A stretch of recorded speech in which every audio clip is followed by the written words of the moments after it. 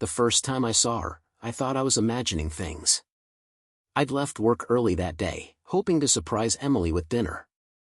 She always loved the lasagna from her favorite little Italian spot downtown, and after the week we'd both had, I thought it might cheer her up. But as I rounded the corner near the cafe, I saw her before she saw me. She was walking with another man, her hand casually brushing her hair away from her face as she laughed at something he'd said. It wasn't the kind of laugh I'd heard from her at home lately, light, effortless, happy.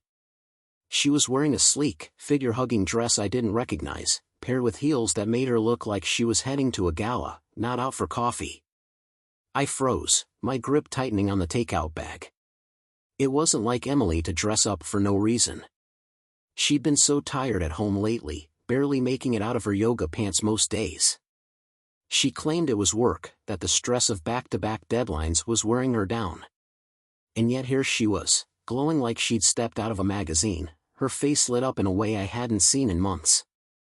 That night, she greeted me at the door, still in her work blazer and flats. Her hair was pulled back into a messy ponytail, and her makeup, if she'd worn any, was long gone. She kissed my cheek and asked how my day was, then wandered off to the kitchen to pour herself a glass of wine. "Busy day?" I asked, watching her from the doorway. She nodded without turning around. "Exhausting. The Wilson project is sucking the life out of me. I barely had time to grab lunch." Lunch? Right. Was that what she was doing with that man? I didn't ask. Not yet. The second time, it was almost the same. Another day, another corner, another man. This one was older, his suit crisply tailored, his demeanor confident. Emily was dressed impeccably again, this time in a pale blue blouse and a skirt that showed off just enough to turn heads. I wanted to believe it was work-related, that there was some perfectly logical explanation for why my wife was out with these men, laughing and looking like she didn't have a care in the world. But the nagging thought in the back of my mind refused to go away. At home, she was a different person. She'd collapse onto the couch in her sweatpants, scrolling through her phone or half-watching whatever Netflix show we'd started and never finished. The Emily I saw on the street seemed like a stranger, someone I didn't recognize. Was it me? Was I the reason she looked so drained at home? Or was she hiding something she didn't want me to see? I shook the thought away, feeling a pang of guilt. Emily had never given me a reason to doubt her before. But the image of her laughing, radiant and dressed to the nines, wouldn't leave my mind.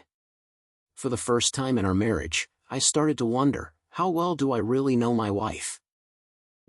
The more I tried to shake it off, the more it gnawed at me. Every little thing Emily did seemed to carry new weight, as though I was piecing together a puzzle I wasn't even sure existed. That Saturday morning, she was at the kitchen counter with her coffee, scrolling through her phone like usual. Her hair was still damp from the shower, and she wore one of my old college sweatshirts that hung loosely off her shoulder. "Any plans for today?" I asked, trying to sound casual as I poured myself a cup. She didn't look up. "Meeting a client around 2, and then probably heading to the office for a few hours." "Busy week for clients," I said, taking a sip. "Tell me about it," she muttered, still focused on her screen. I nodded, pretending to accept her answer, but the knot in my stomach tightened. She'd been having a lot of meetings lately, most of them over coffee or at trendy downtown restaurants. By the time 2 o'clock rolled around, I'd already decided. I wasn't going to sit at home, wondering. I grabbed my jacket, slipped out the door, and drove downtown. Sure enough, I spotted her almost immediately. She was stepping out of her car, dressed in a sleek red dress that hugged her figure in all the ways that made me remember why I fell for her. Her makeup was flawless, her heels clicking confidently on the pavement as she walked toward the cafe. A man was already waiting for her at an outdoor table, his posture relaxed but attentive. He stood as she approached, greeting her with a smile that felt too familiar for comfort. They sat, leaning in close, their conversation animated. I stayed in my car, parked across the street, gripping the steering wheel so hard my knuckles turned white. My mind raced. Who was he? A client? A coworker? Or something more? I watched as she laughed, tilting her head back in that effortless way I hadn't seen in months. The sight hit me like a punch to the gut. I didn't even realize I was out of the car until my feet hit the sidewalk. I didn't plan what I was going to say, but as I approached the table, both of them looked up. The man frowned slightly, confused. Emily froze, her eyes widening. "Emily," I said, my voice low and tight. "Mind explaining what's going on here?" The man looked at her, then at me. Who's this?" he asked, his tone wary. "Her husband," I said sharply, my gaze locked on Emily. "Now, do you want to tell him, or should I?" Her mouth opened, then closed again. For the first time in what felt like forever, she looked completely unprepared. I don't understand," she stammered. "What are you doing here, Jack?" "What am I doing here?" I repeated, my voice rising. "What are you doing here?" "With him?"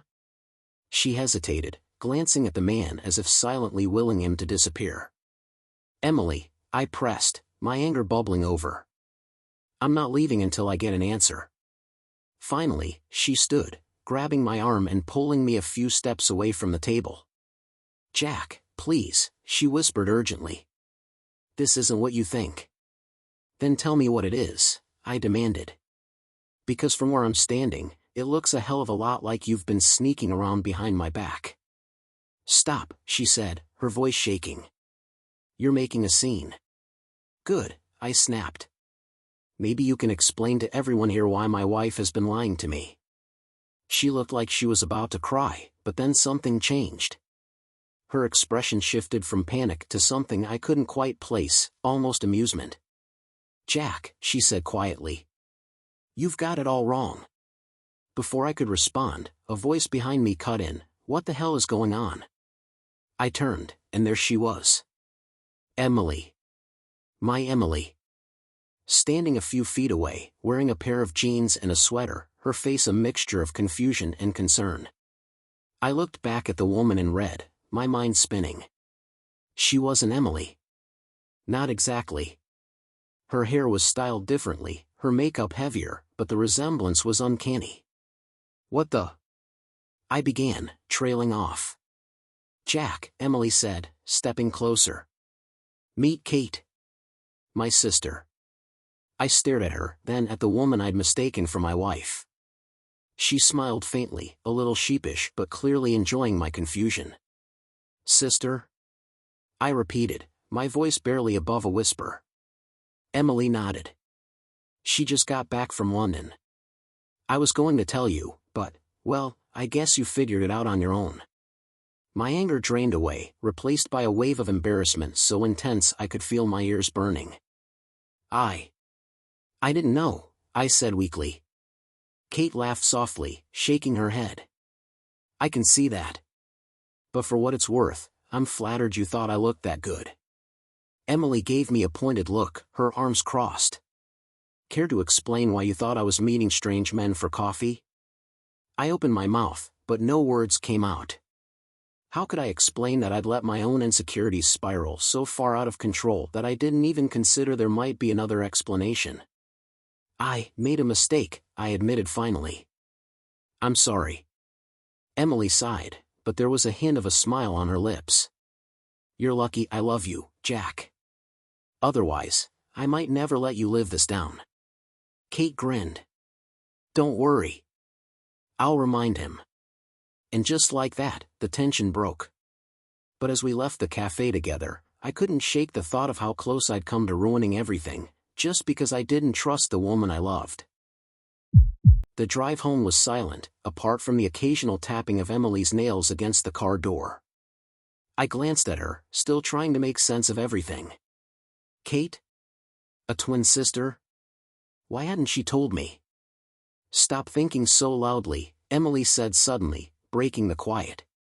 I don't understand why you never mentioned her," I replied, gripping the wheel a little tighter. "How do you keep a twin sister, secret?"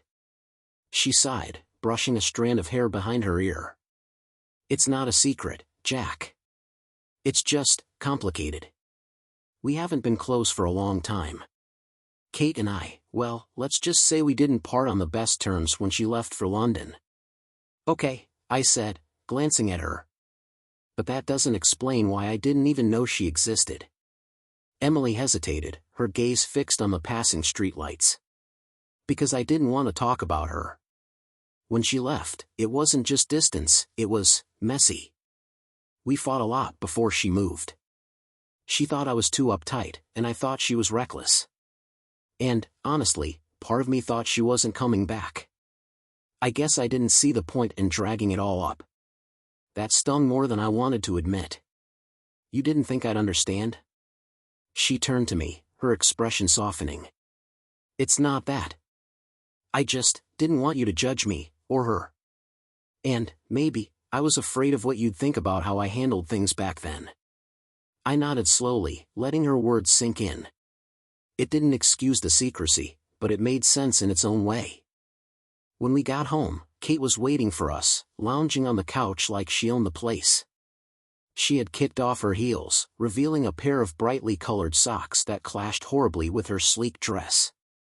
You really know how to make an impression, Jack, she teased, looking up at me with a grin.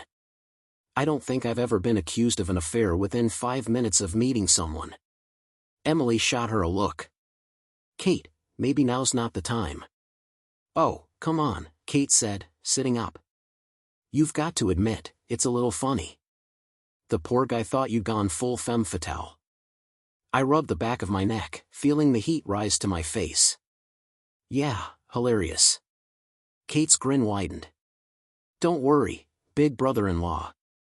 You're not the first person to mix us up. Though, usually, people think I'm the boring one. Guess you just broke the streak. Okay, that's enough, Emily said, her tone firm. Kate, why are you still here? I thought you were meeting friends after dinner. Kate shrugged, leaning back against the couch cushions. Plans changed. Besides, I wanted to make sure everything was good between you two. It's not every day I get mistaken for the villain in someone else's love story. Emily sighed and turned to me. Jack, why don't you go upstairs? I need a minute with her. I hesitated but eventually nodded, heading up to our bedroom. I wasn't in the mood to eavesdrop, not this time. I was too exhausted to care about anything but sleep. The next morning, the tension had eased somewhat. Kate had left early, leaving behind a note scribbled on the back of an old receipt. You're lucky she's patient. Don't screw it up. K. Emily was already up, sitting at the kitchen table with a cup of coffee. She looked up as I walked in, offering a tentative smile. I'm sorry, she said before I could speak. For what? For not telling you about her, she admitted. I should have. I didn't think it mattered anymore, but I can see now how much it does. You deserve to know. I sat down across from her, studying her face. For the first time in weeks, she looked like herself, calm, open, honest. I just want to understand, I said. If she's back now, does that mean you two are okay again? Emily nodded, her fingers tracing the rim of her mug. We're trying. It's not perfect, but it's a start. Good, I said softly. Because as much as I hate how I found out, I think it's good she's here. Maybe it's what you both need. She looked at me, her eyes shimmering with something I couldn't quite place, gratitude, maybe, or relief. Thank you for saying that. For the first time in days, the air between us felt lighter, as if the storm clouds had finally started to clear. The following days felt like a reset button had been pressed on our lives. Emily seemed lighter, like the weight of years-long tension had finally been lifted. Even I felt the change, a strange mix of relief, embarrassment, and hope. Kate, in true Kate fashion, had made herself a semi-regular presence in our lives. She'd pop by unannounced with pastries from a local bakery, greet me with a cheeky "any suspicious behavior today, Jack," and tease Emily until her sister swatted her away like an annoying fly. It was oddly comforting, though. The twin I hadn't known existed was making herself known, and while her brash energy could be overwhelming, I could see how much it meant to Emily. For the first time, I saw my wife as more than just my partner. She was a sister, too, and that part of her life had been hidden from me for far too long. One evening, Emily and I were sitting in the living room, the TV playing some forgettable sitcom in the background. She had her legs tucked under her, her head resting on my shoulder. "Can I ask you something?" I said, breaking the comfortable silence.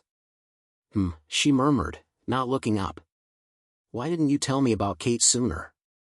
She shifted, sitting up slightly so she could meet my eyes. "I thought I'd lost her," she admitted. "We had this huge fight before she left for London. She said some things, I said some things, and for years, we didn't talk. It was easier to pretend she wasn't a part of my life than to face the fact that I'd pushed her away." I nodded, letting her words sink in. "And when she came back?" "I didn't know how to tell you," she said. "I was scared you'd think less of me for how I handled things back then. But more than that, I wasn't sure if she was staying. I didn't want to open that door only to have her disappear again." Her honesty caught me off guard. For the first time, I realized how much she'd been carrying on her own. "Emily," I said softly, taking her hand. "I'd never think less of you for something like that. Family is messy. You should have seen my brother and me growing up. We practically needed a referee every Thanksgiving. But you're allowed to feel hurt. You're allowed to make mistakes. That doesn't make you weak." Her eyes filled with tears, but she smiled through them. "Thank you. I'm so lucky to have you. And I'm lucky you put up with me," I said, squeezing her hand. "Even when I jump to conclusions and mistake your twin sister for some secret double life." She laughed, wiping her eyes. "That was something, huh?" "Yeah," I said, leaning back into the couch. "It's a story for the ages. The time Jack accused his wife of being a femme fatale." She grinned, resting her head against my chest. "You'll never live that down, you know." "Wouldn't expect to," I replied, pulling her closer.